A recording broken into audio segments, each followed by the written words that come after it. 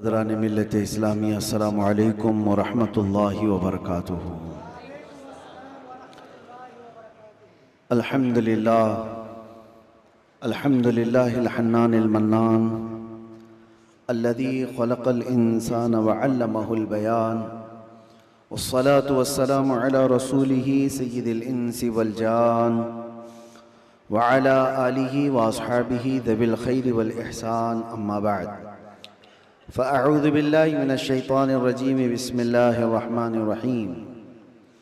यसअलूनका अनिर रूह क़ुलिर रूह मिन अम्रि रब्बी सदक़ल्लाहु मौलानल अज़ीम। बारगाह रिसालत मुआब सल्लल्लाहु तआला अलैहि वसल्लम में दुरूद पाक का हदिया पेश करें।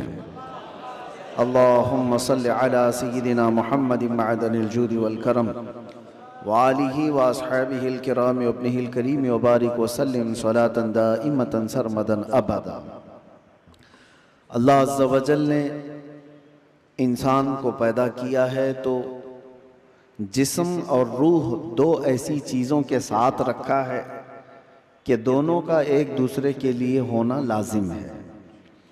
रूह के बग़ैर जिस्म का भी कोई काम नहीं, और रूह है, जिस्म नहीं है तो उस रूह को भी कोई काम नहीं। रूह और जिस्म दोनों लाजिम मलजूम है, और जब तक इन दोनों का रिश्ता है जिंदगी है, और जहां इन दोनों का रिश्ता टूटा तो उसको मुर्दा कहा जाता है।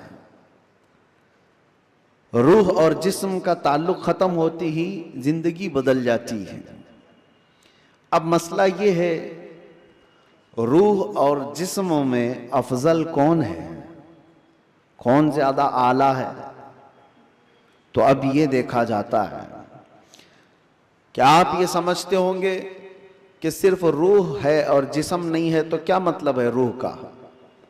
लेकिन रूह और जिस्म का जब कंपैरिजन होगा तो रूह उसमें बहुत बुलंदो बाला है।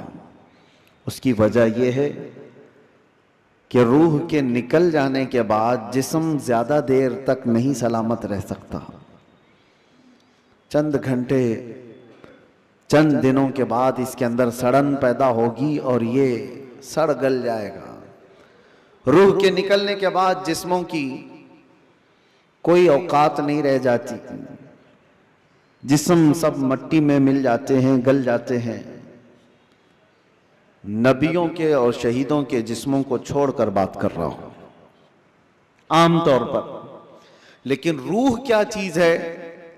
अल्लाह तबारक व तआला फरमाता है कुरान पाक में, महबूब आपसे ये रूह के बारे में पूछते हैं, ये क्या है? आप फरमा दें, रूह अल्लाह के हुक्म का नाम है। रूह अल्लाह का हुक्म है। तो रूह जिसके अंदर मौजूद है उसके सारी चीजें एक्टिव हैं, सब चीजें हरकत कर रही हैं। हत्ता कि आप सुनने की जो ताकत रखते हैं, इसलिए कि रूह आपके जिस्म के अंदर है, और मैं बोल रहा हूं ये ताकत है इसलिए कि रूह अभी मौजूद है। हाथ उठ रहा है, पैर चल रहे हैं, जुबान मजा चख रही है, आंखें झपक रही हैं, ये सारी हरकतें रूह के होने की वजह से हैं। रूह का ताल्लुक खत्म हो जाए तो जिस्म ये सारे हरकतें नहीं कर सकता। अब मैं आपको बता रहा हूं, थोड़ी सी चीजें आप तवज्जो ले लें। रूह जब हमारे जिस्म के अंदर है तो हम क्या क्या कर सकते हैं, और रूह निकल जाने के बाद क्या नहीं कर सकते, ये दिमाग में रखिए आप। एक मुर्दा ना हाथ उठा सकता है, ना पैर उठा सकता है, ना आंख खोल सकता है, ना जुबान से चख सकता है, कुछ नहीं कर सकता। लेकिन रूह होने के वक्त आप भी और हम भी क्या क्या कर सकते हैं? हम अपना हाथ भी उठा सकते हैं, पैर से जहां तक चाहे चल सकते हैं, बोल सकते हैं, सुन सकते हैं, देख सकते हैं, सब है। रूह होने के वक्त इतना सब जो कर सकते हैं, ये इतना ही नहीं, बल्कि मैं आपको बता देता हूं, उस रूह की अगर कोई तरबियत करता है तो ये रूह उसको इतनी ताकत अता करती, इतनी कि वो जो सामने हरकतें हो रही हाथ पैर हिलाने की, ये बढ़ते बढ़ते बढ़ते इतनी हो जाती है कि इसके लिमिटेशन ही नहीं है। रूह उसको इतनी ताकत पहुंचाती है कि आज रूह मेरे अंदर है, मैं सामने की दीवार तक देख रहा हूं, और रूह ताकतवर हो जाए तो हो सकता है वो मशरिक में बैठकर मगरिब के हालात को देख रहा हो, वो शुमाल में बैठ करके जुनूब के हालात देख सकता है। रूह की ताकत जब बढ़ जाती है तो हो सकता है आज मेरा हाथ जितना लंबा है वहां तक की चीज छू सकता हूं, पकड़ सकता हूं, लेकिन रूह की ताकत जब बढ़ जाती है तो बैठे बैठे मदीने तैयबा से मुल्के शाम में भी किसी की मदद कर सकता है। अब मैं आता हूं उसी गुफ्तगू पर। तो फिर मेरे अजीजों, रूह की तरबियत के लिए क्या करना चाहिए? पूरे दुनिया भर के आप दूसरे मज़ाहिब में भी देखेंगे, रिलीजियंस, वो लोग भी तपस्या कर रहे हैं, आत्मा की शक्ति हासिल कर रहे हैं। अल्फाज अलग हैं, और वो पावर ऑफ सोल कहते हैं क्रिश्चियन लोग, हिंदू लोग आत्मा की शक्ति कहते हैं। उसके लिए वो दुनिया को तर्क कर रहे हैं, कुछ कलमात के जाप कर रहे हैं, किसी न किसी तरह से वो अपनी रूह को बढ़ाने की कोशिश कर रहे हैं। तो सब अदियान में ये कोई एक कॉन्सेप्ट पाया जाता है। मैं आपको बताता हूं, असली रूह की ताकत वो है, रूह ने अगर अपने रब को पहचान लिया तो ये सबसे बड़ी ताकतवर है। और रूह जिस वक्त अल्लाह रब्बुल इज्जत को, अपने खालिक को पहचान लेती है, तो वो रब तबारक व तआला की कुर्ब पाने का जो उसका मकाम है वो विलायत का मकाम है, और वहीं से उसकी ताकत का इजाफा हो जाता है। हमें इस रूह की तरबियत कैसी करनी है, रूह की तरबियत कैसी हो?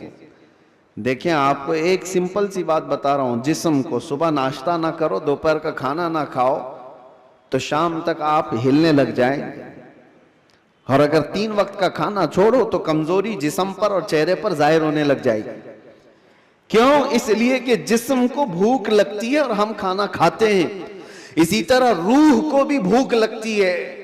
रूह की ग़िज़ा अल्लाह का जिक्र है, जिक्रुल्लाह है। और जब बंदा अल्लाह का जिक्र करता है तो उसकी रूह तरोताजा होती है। और यहां तो बरसों से अल्लाह का जिक्र ही नहीं किया तो किसी की रूह बीमार इतनी हो चुकी है कि उसे कुछ नहीं पता, सिर्फ चलता फिरता एक लाशा है, चलता फिरता एक जिस्म है। रूह तो है मौजूद, लेकिन बड़ी कमजोर और बड़ी गरीब। इस रूह को ताकतवर बनाओ अल्लाह के जिक्र से, जिक्रुल्लाह से। अब आपको मैं बताता हूं, जहां ये रूह सलामत होती है, इंसान का जिस्म मर भी जाए तो अल्लाह तबारक व तआला उसकी रूह को इसी तरह बाकी रखता है। रूह बाकी है, मरने के बाद भी इंसान के जिस्म को कब्र में रख दिए जाने के बाद भी रूह बाकी है, रूह बाकी है। और रूह जब तक ताकतवर है वो क्या से क्या कर सकती है। तसर्रुफ अल्लाह तबारक व तआला उसको अता किया है। मौत के बाद भी औलिया कामिलीन की जिंदगियां हम जो देखते हैं वो इसी बुनियाद पर है कि उन्होंने अपनी जिंदगियों में जिस्म से ज्यादा अपनी रूह का ख्याल किया। लोग अपनी बॉडी बनाने के लिए जो मेहनत करते हैं, कोई बात नहीं, कितने कितने घंटों लोग जिम करके अपनी जिस्म को मजबूत बनाना चाहते हैं। ये जिस्म सिर्फ दिखा सकते हैं सामने लोगों को, या किस लिए? कि फिट रहने के लिए। कुछ लोग किसी को मुक्का मारने के लिए कर रहे हैं, लेकिन उसका 10% भी अगर रूह की तरबियत पर तवज्जो दी जाए तो मेरे अजीजों, ताकत व कुव्वत का यह आलम होगा कि औलिया कामिलीन की सफ में अल्लाह तबारक व तआला आपको वो मकाम अता फरमाए। रूह की ताकत की तरफ तवज्जो। आज पूरी दुनिया इससे दूर भागी हुई है, सारी चीजें, हमारी रूहानियत निकल गई। हम मेटल पर मेहनत कर रहे हैं, हम जिस्मों पर मेहनत कर रहे हैं, हम कपड़ों पर, अपने जाहिर पर मेहनत कर रहे हैं। रूह के लिए जो औलिया कामिलीन के यहाँ तरबियत होती थी वो खाल खाल नजर आ रहे हैं। पहले खानकाहों में, जानते हैं आप, माररा मुतहरा हिंदुस्तान की बहुत बड़ी खानकाह है जहां से आला हजरत भी बैत हुए थे। इमाम अहले सुन्नत मुजद्दिद दीन व मिल्लत जहां से बैत हुए, वो खानकाह सादात की, आले रसूल वहां पर हैं। हजरत शाह हमजा आइनी रदी अल्लाह ताला ने बड़े पाए के बुजुर्ग हैं, उनके पास लोग आते थे तरबियत हासिल करने के लिए, अपने जिंदगियों को संवारने के लिए, यही रूह की तरबियत के लिए। तो उनको क्या क्या कराया जाता था पता है? सबसे पहली चीज उनकी तरबियत ये होती थी कि जो चीज तुम्हारी जिंदगी में हावी होने की कोशिश कर रही है उससे अपने आप को छुटकारा दिलाना। जो तुम्हारे ऊपर हावी हो रही है, चाहे वो नींद हो या भूख हो या किसी चीज की चाहत हो, अगर हावी हो रही है, गालिब हो रही है, तो उससे नजात हासिल कर लो, तब तुम्हारी रूह पावरफुल होगी। वरना तुम गुलाम बन करके रहोगे, अपनी ख्वाहिशों के गुलाम बन करके रहोगे। अभी मन किया बिरयानी खाने का, भाग कर चले गए, तुम ख्वाहिश के गुलाम हो, तुम जाहिरी चीजों के गुलाम हो। नींद तुम्हें गुलाम बनाकर रखी है, जब वो आई तो तुम तो लंबे हो गए। तुम्हारा कंट्रोल नींद पर नहीं, तुम्हारा कंट्रोल भूख पर नहीं, बल्कि वो चीजें तुम पर कंट्रोल रखी हुई हैं। तो समझ लो कि तुम कमजोर आदमी हो, तुम कमजोर हो, तुम्हारी रूह वो ताकत नहीं रखती, तुम मजबूर हो। औलिया कामिलीन को इसके बरअक्स तरबियत दी जाती थी। भूख पर कंट्रोल, ख्वाहिशात नफसानिया पर कंट्रोल और नींद पर कंट्रोल। हत्ता कि मैं आपको बताऊं, हजरत शाह मीना रहमतुल्लाह ताला अलैह लखनऊ के बहुत बड़े बुजुर्ग हैं, वो जब रात को इबादत के लिए खड़े होते, इंसानी फितरत का तकाजा है कि नींद तो आती है, लेकिन वो ये चाहते थे कि नींद इंसान की जरूरत है, उसको भी मैं अपने ऊपर गालिब होने नहीं दूंगा। मैं जब चाहूं सो जाऊं, लेकिन नींद जब चाहे तब मुझे ना सुलाए। नींद मेरी हाकिम नहीं, मैं उस पर हाकिम हूं। आपने क्या किया जानते हैं? रात को इबादत के लिए रोजाना खड़े हो जाते थे। एक दिन ऐसा हुआ कि झपकी आ गई और गिर गए। इसका इनको इतना अफसोस हुआ कि इबादत में नींद ने मुझे अपना गुलाम बना दिया। अल्लाह रब्बुल इज्जत की इबादत से मुझे नींद ने धोखा ऐसा दे दिया कि मैं गिर गया, उसका गुलाम हो गया। उसके बाद से रात को जब खड़े होते थे तो नमक में सलाई डालकर अपनी आंखों पे सुरमा लगाते थे, नमक का सुरमा लगाते। आम सी बात नहीं, सुनने में आपको आसान लग रहा हो, नमक के 2 तिनके भी अगर आंख में चले जाएं तो क्या हालत करते हैं। लेकिन हजरत शाह मीना फरमाते हैं कि नमक को पूरी तौर पर आंखों पे लगाते तो उनकी आंखों से खून जारी हो जाता था। लोग कहते भी थे कि आंखें सुर्ख होकर खून बहती थी, बहाती थी। आपसे कहा जाता कि आप इस तरह से आंखों को सख्ती कर रहे हैं, आप कहते इन आंखों की वही सजा है जो मुझे मेरे रब से दूर कर रही है। नींद का गलबा मुझे ला करके अपना गुलाम बनाती हूं। ख्वाहिशात के लिए भी उन्होंने ऐसा ही किया है। अपने ख्वाहिशात पर कंट्रोल जब तक आदमी नहीं करता, उसकी रूह ताकतवर नहीं है, उसकी रूह कोई ताकत नहीं रखती, वो कमजोर आदमी है। इसीलिए मेरे अजीजों, मैं जो बात कर रहा था, हजरत शाह हमजा आइनी, इनके यहां जो लोग आते थे, कुछ तो पंडित भी आते थे, जोगी भी आते थे तपस्या करने के लिए कि सूफी संत हैं। इनके यहां जो तरबियत होती है वो बहुत आला दर्जे की होती है। आप ये कहते थे कि इंसान सबसे ज्यादा किन चीजों का मोहताज है? खाने का, पीने का, सोने का, यही सब चीजें ना। इस पर तो वो कंट्रोल करा ही देते थे। कोई कोई ऐसा उनके पास मुजाहिद होता, रियाजत करने वाला, कि 3 दिन 4 दिन तक बगैर खाए पिए इबादत में मसरूफ रहते, कुछ भी नहीं। और ये पॉसिबल है क्योंकि अल्लाह ने इंसान की बॉडी को फ्लेक्सिबल बनाया है। इसको जैसा बंदा ढालता है वैसा जिस्म बनता है, कोई चीज इम्पॉसिबल नहीं है। बुजुर्गों ने ये तरबियत किया। अब एक मकाम ऐसा आया कि खाने पीने की बात तो छोड़ो, ये जो मोहताजी है, जो भूख लगती है, इससे तो उन्होंने किनारा कर लिया। एक शागिर्द ने उनसे कहा कि हुजूर, खाने से तो हम मोहताज नहीं है, जब हम चाहेंगे खा लेंगे, भूख हमको गुलाम नहीं बना रही याद, प्यास भी हमको गुलाम नहीं बना सकती, लेकिन ये जो सांस लेते हैं इसके तो हम मोहताज हैं। सांसों के बगैर तो रह नहीं सकते। आपने फरमाया मैं वो भी तरबियत तुम्हें करा दूंगा, उसकी भी तरबियत करा दूंगा। तो हबसे नफ्स औलिया कामिलीन के यहां, मैं तसव्वुफ की बात कर रहा हूं, एक तरबियत ये भी है उनके यहां हबसे नफ्स। हबसे नफ्स या हबसे दम जिसको कहा जाता है, क्या है? उनको सांस रोकने की तरबियत दी जाती थी। सांस रोक लो अपनी, आप अपनी नाक और मुंह बंद करके देखो कितनी देर रोक सकते हो, शायद 1 मिनट, क्योंकि आदत नहीं है। 1 मिनट से ज्यादा अपने नाक और मुंह को पकड़ नहीं सकते। लेकिन तरबियत के बाद माररा मुतहरा की तारीख में है, हजरत शाह हमजा आईनी की बारगाह में जो तरबियत पाते थे, उनको सांस रोकने की जो तरबियत दी जाती थी, फजर के बाद वो सांस को रोकते थे तो जोहर तक लेकर जाते थे, जोहर तक। लोगों को ऐसा लग रहा होगा कि उड़ती हुई बातें हैं, नहीं मेरे अजीजों, जब बंदा अपने जिस्म को ढालता है किसी चीज में तो अल्लाह तबारक व तआला हर चीज उसके लिए मुमकिन बना देता। और हमने दुनिया में अपने जिस्मों को आजाद कर रखा है, सारी दुनिया इस जिस्म पर राज करती है, ख्वाहिशात हम पर हुक्म करते हैं, हम इन पर कंट्रोल नहीं पा रहे। आज जरूरत इसी बात की है कि हम जिन चीजों के एडिक्ट होते जा रहे हैं उन चीजों को अपनी जिंदगी से दूर करते जाएं। कोई ख्वाहिशात ऐसी हैं जो मेरे ऊपर हावी हो रही हों, उन ख्वाहिशात से अपने दामन को छुड़ाने की कोशिश करें। और यही तरबियत बारगाह है मुस्तफ़ा सल्लल्लाहु अलैहि वसल्लम की थी। एक बात मैं आपको बताता हूं, मजबूरी के आलम में भी औलिया कामिलीन ने अपने आप को दुनिया के हवाले नहीं किया, दुनिया के हवाले नहीं किया, वो बचने की हर मुमकिन कोशिश करते रहे।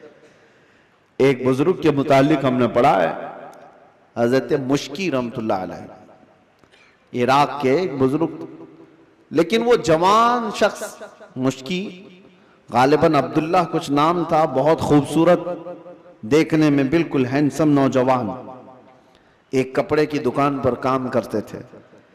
शहर की एक अमीर औरत कपड़ा खरीदने आई और वो अय्याश औरत थी, उसने लड़के को देखा, नौजवान को, उस पर फरेफ्ता हो गई।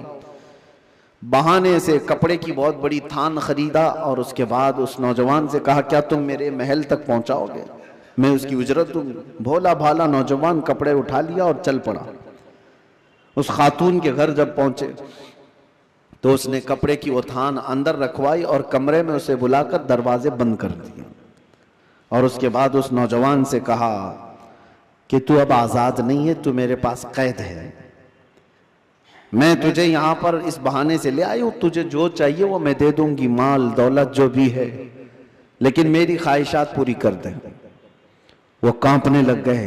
अल्लाह का खौफ, अल्लाह का डर, जिसकी रूह मजबूत और ताकतवर होती है, हर मुसीबत से उसको किसी न किसी तरह बचा लेती है, अल्लाह का फजल होता है।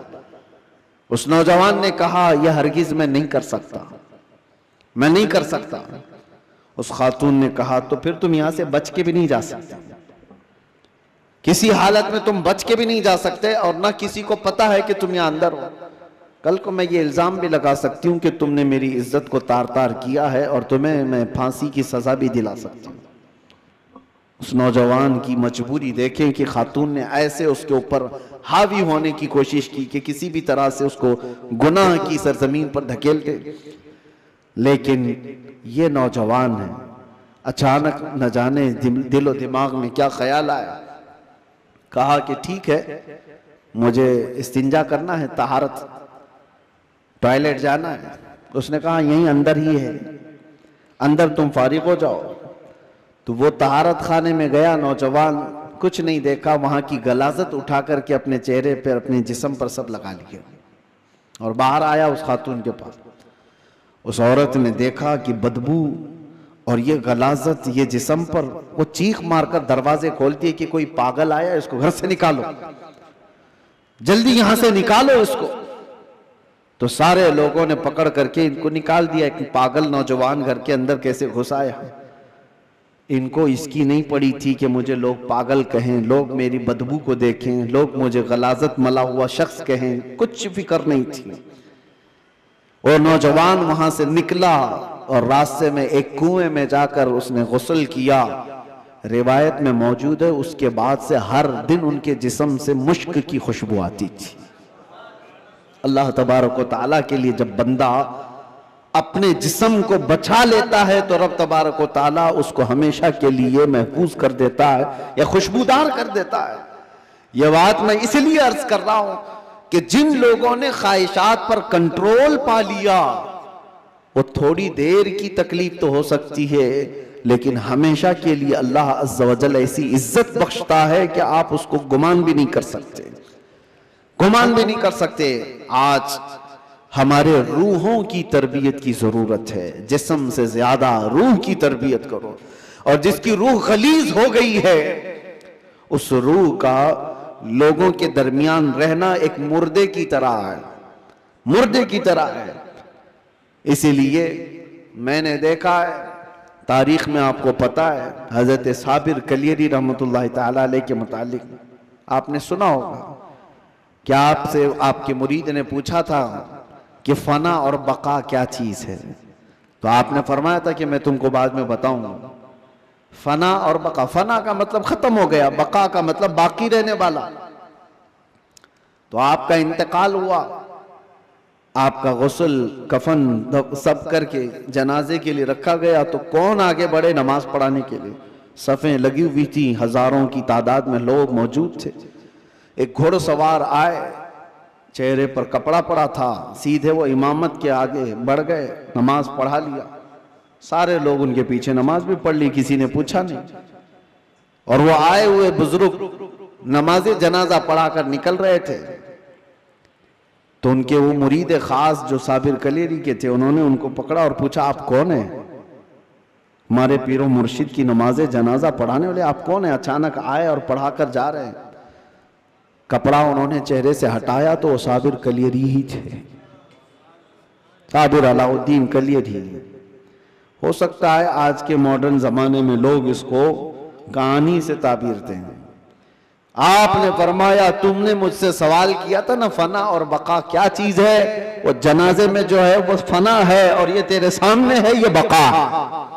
जिसने रूह की तरबियत की अपनी जिंदगी में, अल्लाह ताला मौत के बाद भी उसे तसर्रुफ अता करता है, उसे तसर्रुफ अता करता है। सही रिवायात में मौजूद है कि जिसने अपनी रूह को अल्लाह और उसके रसूल के हवाले किया, अल्लाह उसकी जिस्म की भी हिफाजत करता है, सिर्फ रूह की नहीं जिस्म की भी। शुहदाए उहद के बारे में देखें, शुहदाए बद्र के बारे में, कि उनके जिस्म भी नहीं सड़े गले, कब्रों में बरसों तक इसी तरह से रहे। 1935 में इराक में बगदाद के दरिया दजला के किनारे दो सहाबा की कब्रें थी, हजरत हुज़ैफा बिन यमान, हजरत अब्दुल्ला बिन जाबिर। उनकी कब्रों में पानी भर गया था तो कब्रें खोली गई थी। 1935 की बात कर रहा हूं। तकरीबन 1300 साल के बाद उनकी कब्रें खोली गई तो दोनों सहाबी जिस्मों के साथ सही सलामत आराम कर रहे थे। अखबार की कटिंग भी आज भी लगी हुई है, इराक में मौजूद है। 1935 बहुत दूर की बात नहीं कर रहा हूं, 100 साल नहीं गुजरे, अभी 90 साल पहले की बात। उनके जनाजे वहां से उठाए गए और बगदाद से 35 किलोमीटर दूर ले जाकर हजरत सलमान फारसी की कब्र के बगल में उन दोनों को दफन किया गया। ये तारीख मौजूद है। वो सहाबा जिनकी कब्रों में उनके जिस्म 1300 साल तक बाकी हैं। कहना यह है जिसने अपनी रूह को अल्लाह के हवाले कर दिया, अल्लाह उसके जिस्म की भी हिफाजत करता है।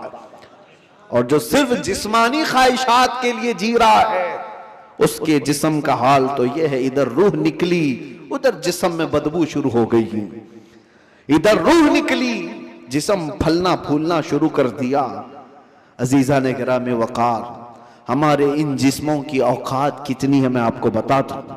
गुफ्तगू को समेटते हुए सिर्फ इतनी बात अर्ज करूं, कहा गया है कि कब्र में हमारी तख्तियां बंद करके जब लोग चले जाते हैं कब्र की मिट्टी में, आपको अंदाजा है, आप मुंबई के कब्रस्तानों को देखते हैं और बहुत जल्दी यहाँ कब्रें खोली भी जाती हैं, लेकिन जहां नहीं खोली जाती वहां के लिए भी मैं बता रहा हूं, दफन करके चले जाने के बाद एक दिन के अंदर, सिर्फ एक दिन, 24 घंटे जब गुजर जाते हैं तो पेट में का और दिमाग में का पूरा पानी पीप के जरिए से या किसी तरह से उसके नाक और मुंह से बाहर निकल जाता है, उसके कानों से सब निकल जाता है।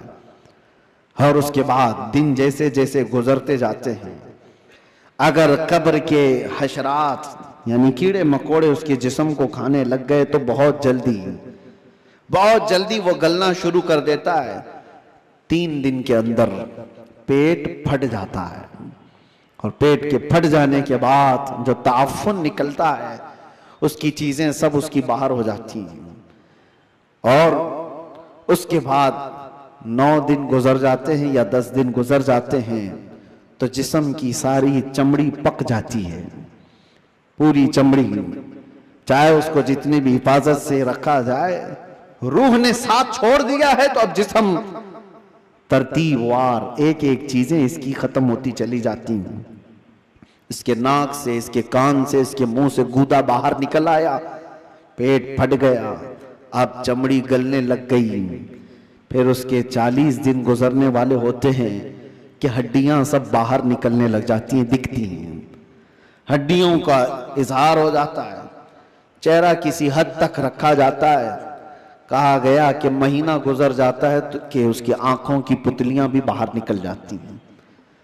महीना 2 महीना गुजरता है कि उसके बाद फिर जिस्म के अंदर जितनी नरम चीजें थी सब निकल जाती हैं, फिर ढांचा बाकी रह जाता है और ढांचा, हड्डियां भी अपने आप में टूटने लग जाती हैं। उसके पैरों की हड्डियां उसके कमर से अलग हो जाती हैं, उसके घुटने से उसके रान की हड्डियां अलग, उसके बाजुओं की हड्डियां अलग। इसीलिए 6 महीने साल भर के बाद जब आप कब्र को दोबारा खोद रहे होते हैं तो पूरा ढांचा किसी को नहीं मिलता, किसी की घुटने की हड्डी, किसी के सर की खोपड़ी और किसी के पैर की हड्डी, यही सब चीजें मिलती हैं। जिस्म सब छोड़ चुका होता है। ये वही जिस्म है जिसको हम घंटों आईने के सामने सजा रहे होते हैं। ये वही जिस्म है जिसके ऊपर हम अपनी मेहनत खर्च कर रहे हैं, चाहे वो जिम में जाकर। मैं नहीं कहता कि फिट नहीं रहना चाहिए, फिट रहना चाहिए, लेकिन ये नहीं है कि कुल मेहनत हम अपने जिस्म पर लगाए और रूह का ख्याल भी नहीं किया, कभी रूह का ख्याल ही नहीं किया तो ये जिस्म जिस वक्त साथ छोड़ देता है तो मेरे अजीजों बहुत बुरा हशर हो जाता है। मौला अली करमल्लाहु वजहुल करीम एक बार कब्रस्तान तशरीफ ले गए, कब्रों को सलाम किया, सलाम अलैकुम या अहलल कबूर। और उसके बाद वो मौलाए कायनात हैं, कब्र वालों से यूं कहते हैं, कैफ अहवालुकुम या अहलल कबूर, ऐ कब्रों वाले तुम्हारे हालतें क्या हैं। सईद इब्ने मुसय्यब हजरत अली के साथ थे। हजरत अली रदी अल्लाह तआला अन्हु के शागिर्द, मदीने के मशहूर ताबई सईद इब्ने मुसय्यब कहते हैं, मैं मौला अली को देख रहा था, वो कब्र वालों से पूछ रहे हैं। थोड़ी ही देर के बाद आपकी आंखों से मोटे मोटे आंसुओं के कतरात निकलने लगे और धारो कतार आप रोने लगे। सईद इब्ने मुसय्यब पूछते हैं मौला अली करमल्लाहु वजहुल करीम से कि सरकार आप इनसे बात कर रहे हैं और रो किस बात पर रहे हैं। मौला अली ने फरमाया, मैंने इनसे सिर्फ इतना पूछा कि तुम्हारी हालतें क्या हैं। तो कब्र वालों ने मुझे जवाब दिया, ए अली हमारी क्या हालतें पूछते हो। उस चेहरे को रब तबारक व तआला ने बिच्छुओं की ग़िज़ा बना दिया है जिसको हम सजाया करते थे। उन बालों को जिनमें हम कंगा करते थे पीप निकल आया है, कीड़े खींच रहे हैं। हमारी उन आंखों को आज खीरा कर दिया गया है, इन आंखों को सियाह कर दिया गया है। हमारे वो बाजू जिस पर हमें बड़ा नाज था हम आज हिला भी नहीं पाते और इनको बड़ी मजबूती के साथ तोड़ दिया गया है, खत्म कर दिया गया है। हजरत अली करमल्लाहु वजहुल करीम सईद इब्ने मुसय्यब से कहते हैं, कब्र वालों के ये जवाब सुनकर बताओ क्या मैं मुस्कुरा सकता हूँ, क्या मैं हंस सकता हूँ। तो फिर अल्लाह का खौफ है कि मैं ज़ारो कतार रो पड़ा। मेरे अजीजों, हम सब भी उसी मंजिल के राही हैं, हम भी उसी आखिरी मकान के मुसाफिर हैं जहां हम सबके साथ ये होना है। इसलिए जब तक रब तबारक व तआला ने हमारे जिस्म में रूह बाकी रखा है, इस रूह की तवज्जो करो, इसकी तरबियत करो, वरना वक्त गुजर जाने के बाद कुरान पाक में है कई ऐसे लोग हैं जो कहते हैं रब तआला से, क्या कहते हैं, लौ कुन्ना नुरद्दु, ऐ अल्लाह अगर काश एक बार हमको तू लौटा दे, कुन्ना नअमल, हम बहुत अच्छा अमल करेंगे, अमलन सालिहा, हम नेक बन करके आएंगे। लो नूरतु, हम लौटा दिए जाएं, अगर एक बार हमें दोबारा दुनिया में भेज दे, हम पक्के मोमिन बन करके आएंगे, हम नेक इबादतगार बन करके आएंगे। रब ताला फरमाता है कल्ला, हरगिज नहीं, जो वक्त था वो बीत चुका, अब अमल का वक्त नहीं, अब सिर्फ हिसाब का वक्त है, अब सिर्फ हिसाब का वक्त है। इसीलिए अरबी में एक मकौला मैं पढ़ता था अपने तालिबे इल्मी के जमाने में, मैंने तो अपने सिराने पर उसको लगाया हुआ था, हासिबू कब्ल अन तुहासबू, अपना हिसाब पहले पूरा कर लो, इससे पहले कि तुम्हारा हिसाब लिया जाए। अपना कैलकुलेशन पूरा करेक्ट करके रख लो कि इससे पहले कि तुम्हारा हिसाब लिया जाए। अजीजा निगरानी, आज हमारी जिंदगियां ऐसी हैं, हम इनकम टैक्स के डर से तो अपना हिसाब पूरा सही करने की कोशिश तो करते हैं, सीए को दे दिया, उसको दे दिया, सबसे पूछताछ करके कि कहीं कोई लूप होल्स ना रह जाए ताकि हम पकड़ में ना आए। बैंकों के मामलात सही कर रहे हैं कि कहीं हम ईडी के छापे में ना आ जाए, इनकम टैक्स के छापे में ना आ जाए। ये ज्यादा से ज्यादा तुम्हें क्या कर सकते हैं, इस जिंदगी में ही तो सजा दे सकते हैं, लेकिन इनको छुपा भी सकते हो अपने मामलात। सीए तुम्हें छोटे रास्ते भी बताता है और अलग शॉर्ट रास्ते भी बताता है, लेकिन उस रब्बुल आलमीन की बारगाह में तुम कोई हीला बहाना नहीं कर सकते। यअलमु खाइनतल अयुनि व मा तुख्फी सुदूर, वो तुम्हारी आंखों की खयानत को भी देख रहा है और दिल में छुपे हुए हालात को भी देख रहा है। उसके दरबार में क्या छुपा सकते हो। और जो फरिश्ते तुम्हें कब्र में पूछने आएंगे वो रिश्वत भी नहीं लेते हैं, वो किसी के बारे में सिफारिश को कबूल भी नहीं करते। उनका हाल तो ये है, जितना रब ने उनको हुक्म दिया वो पूरा करके ही रहते हैं। अगर फरिश्ता रिश्वत लेने वाला होता तो कितने तो मालदार पैसे देकर इजराइल अलैहिस्सलाम से जान तो बचा लेते, अपनी रूह निकाले जाने से बचा तो लेते। जहां बंदा डॉक्टरों को पैसे देता है, मलकुल मौत को भी तो दे सकता था, लेकिन पूरी दुनिया को ये मालूम है कि फरिश्ता रिश्वत नहीं लेता, ना ही ये किसी को एक मिनट आगे पीछे होने देता है। जब ये सारे मामला तय हैं और सबको मालूम है, तो आओ मेरे अजीजों उस बारगाह मुस्तफ़ा सल्लल्लाहु अलैहि वसल्लम में, जहां मेरे आका सल्लल्लाहु ताला अलैहि वसल्लम ने इंसानों की तरबियत फरमाई, उनकी रूह की तरबियत फरमाई। वो कौन थे जो सहाबा बने? शराब की जिंदगियां उनकी भी थी, जुए की जिंदगियां उनकी भी थी, बच्चियों को पैदा होते ही गर्दन मरोड़ करके मार देने वाली जिंदगियां उनकी भी थी, माँ और बहनों को बाजारों में नीलाम कर दिया जाता था, अरब की यह जिंदगी थी। लेकिन एक अरब ने आदमी का बोलबाला कर दिया, खाक के जर्रों को हमदोशे सुरैया कर दिया। खुद न थे जो राह पर औरों के हादी बन गए, क्या नजर थी जिसने मुर्दों को मसीहा कर दिया। मेरे आका सल्लल्लाहु ताला अलैहि वसल्लम ने फिर उनको किस मकाम पर पहुंचाया। ये वो अरब के बद्दू लोग थे जिनको दुनिया वहशी कहती थी, मगर मेरे मुस्तफ़ा सल्लल्लाहु अलैहि वसल्लम की तरबियत में आए तो फिर मकाम ये बना असहाबी कन्नुजूम। खुद मेरे आका ने फरमाया मेरे सहाबा सितारों की मानिंद है, जिसकी भी पैरवी करोगे हिदायत पा जाओगे। उनको बुलंद मकाम हुआ था किया कि चांद भी उनको देखे तो रश्क करे। वो मकाम मेरे आका की उस जलोत खाने में, उस खलवत कदे में हुआ है। इसीलिए दुनिया की यूनिवर्सिटियां, दुनिया के स्कूल जिस्म तो बना सकते हैं और मदीने का दरबार तुम्हारी रूह को बनाता है, रूह को बनाता है। बारगाह मुस्तफ़ा सल्लल्लाहु अलैहि वसल्लम में हम अपने आप को सरेंडर करें। और इसीलिए मेरे आका ने फरमाया ला युमिनु अहदुकुम हत्ता यकून हवाहु तबअन लिमा जितु बिही। उस वक्त तक तुम में से कोई भी मोमिन नहीं हो सकता जब तक अपनी ख्वाहिशात को मेरी मर्जी के मुताबिक ना बनाते। जब तक आप अपनी ख्वाहिशात को रसूलुल्लाह की मर्जी के मुताबिक नहीं करते, तब तक तो पक्के मोमिन भी नहीं हैं। इसीलिए आज ये अहद करो कि हमारा जीना मरना हुजूर की मर्जी के मुताबिक होगा। हुजूर पाक की मर्जी के मुताबिक हो तो फिर रूह भी ताकतवर होगी। इसीलिए मेरे मुर्शिद ने कहा जिंदगी ये नहीं किसी की किसी के लिए, जिंदगी है नबी की नबी के लिए। अरे ना समझ मरते हैं जिंदगी के लिए, जीना मरना है सब कुछ नबी के लिए। या रसूल अल्लाह दहन में जुबान तुम्हारे लिए, बदन में है जान तुम्हारे लिए। हम आए यहाँ तुम्हारे लिए और उठे भी वहां तुम्हारे लिए। जब बंदे का ये अकीदा बन जाए तो फिर देखो उसकी जिंदगी में इनकलाब कैसे आता है।